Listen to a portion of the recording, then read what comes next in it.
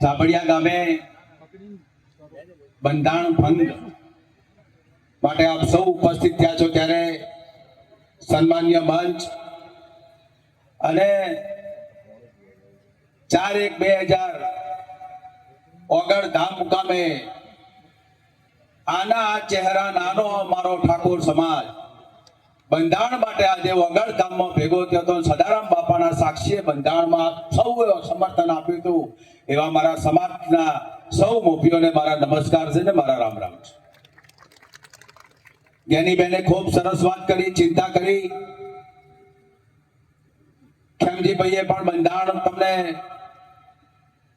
જે દંડ કરવાનો હતો, નીતિ નિયમ જે હતા એમને જે કરવાનું હતું એ કર્યું.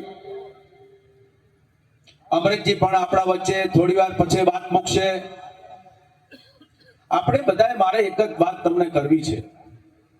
તમને બધાને તો અભિનંદન આપું છું કે આપણે સમાજનું બંધારણ પાળ્યું, સમાજના ટેકામાં રહ્યા.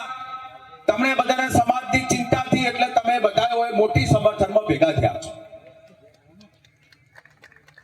કોઈ બંધારણ ના તોડે એના માટેના પ્રયાસો આ બધો સમગ્ર વિસ્તાર, સમગ્ર પાટણ, બનાસકાંઠો, વાવ, થરાદ તો ઠાકોર કરી રહ્યો છે. શેના માટે?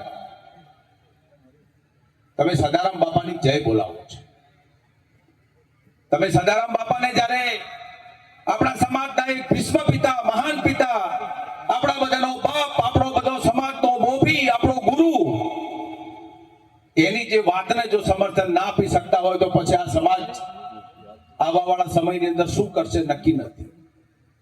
ડીજે વાળી વાત 26મી જાન્યુઆરી રાત્રે 3 વાગે ઠાકોર સમાજ જ્યારે ગાંધીનગરમાં ભેગો થયો હતો ત્યારે આ ડીજે ની વાત મૂકી હતી અને વિક્રમ ઠાકોરે પણ આ વાત મૂકી અને બેનને એમને જાહેરમાં કીધું હતું કે બેન આ ડીજે વાળી વાતનો તમે સુધારો કરો. બેને હકારાત્મક જવાબ આપ્યો હતો કે વિક્રમભાઈ જે નિર્ણય લેવાઈ ગયો છે લેવાઈ ગયો છે, પણ 4/1/2027 દિવસે મારો ઠાકોર સમાજ જ્યારે એનું બંધારણ ઉજવશે એ દિવસે જે કઈ ફેરફાર કરવા હશે કરશું.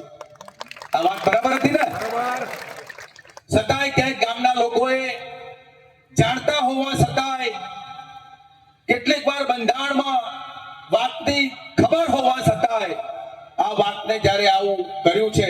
અને જ્યારે રબારી સમાજ હોય, પ્રજાપતિ સમાજ હોય, પેલું મકા બાર એવા કોઈ સમાજો હોય, આપણો બધા સમાજો આપણું જો બંધારણનું અવલોકન કરતા હોય, ટીવી મીડિયાના માધ્યમથી આજે સમાજમાં મોટો સંદેશો જતો હોય અને એ જો પહેલ આવડો બધો સમાજ 3 જિલ્લાનો જો તાકી રહ્યો અને એમાં જો બંધારણ તૂટે એ આપણા માટે વાત વ્યાજબી નથી. અને જેને બંધારણ તોડ્યું છે એને જે બહેનના માધ્યમથી, અમારા માધ્યમથી, સમિતિના માધ્યમથી જે સજા કરી છે એ આવતા 1 વર્ષ પછી જે ગામ સમિતિ જે નિર્ણય લેશે, નિર્ણયને આખરી ઓપ આપવામાં આવશે.